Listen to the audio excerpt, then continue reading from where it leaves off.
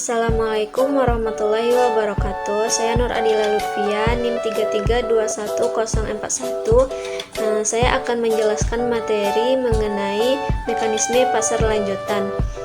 Materi yang pertama yaitu konsep harga.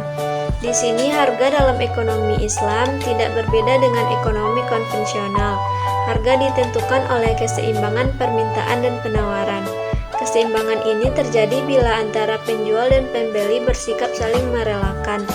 Dalam konsep Islam, yang paling prinsip adalah harga ditentukan oleh keseimbangan permintaan dan penawaran dan keadilan ekonomi dengan mempertimbangkan kepentingan para pihak yang terlibat di pasar. Selanjutnya, materi yang kedua yaitu kebijakan harga dalam Islam.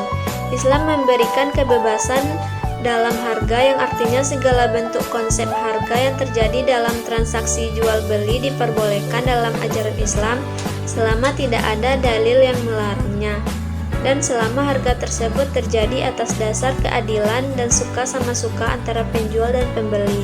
Selanjutnya, materi yang ketiga yaitu konsep penetapan harga dalam Islam sesuai dengan maqasid al-syariah, yaitu merealisasikan kemaslahatan dan menghindari kerusakan di antara manusia. Salah satu tujuan adanya penetapan harga adalah mencapai harga stabil serta tidak mudah naik dan turun. Dengan harga yang tetap dan stabil, kamu dapat terhindar dari potensi perang harga. Perang harga ini bisa terjadi ketika terjadi penurunan permintaan. Harga produk dipaksa turun agar dapat menarik pembeli.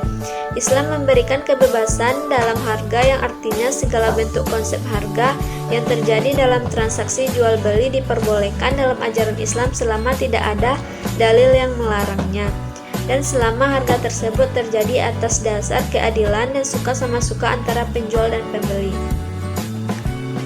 Materi yang keempat yaitu hisbah. Hisbah adalah salah satu instrumen pengawasan yang dikenalkan oleh Islam untuk lebih menjamin berjalannya mekanisme pasar secara sempurna. Peran pemerintah sangat penting.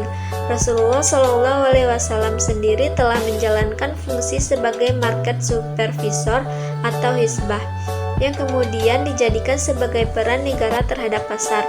Dengan demikian, hisbah merupakan peradilan yang menangani kasus orang yang melanggar perintah Allah dan mengerjakan larangannya secara nyata. Tugas utama lembaga ini adalah mengajak orang berbuat baik dan mencegah orang berbuat mungkar dengan tujuan mendapat ridha dari Allah. Dan materi yang terakhir yaitu peran pemerintah mengontrol pasar. Salah satu peran pemerintah dalam mengatur mekanisme pasar adalah menetapkan lembaga pengawas pasar. Keberadaan institusi ini sebagai regulator atau pengawas dalam proses mekanisme pasar terutama mengontrol harga dan para pelaku pasar.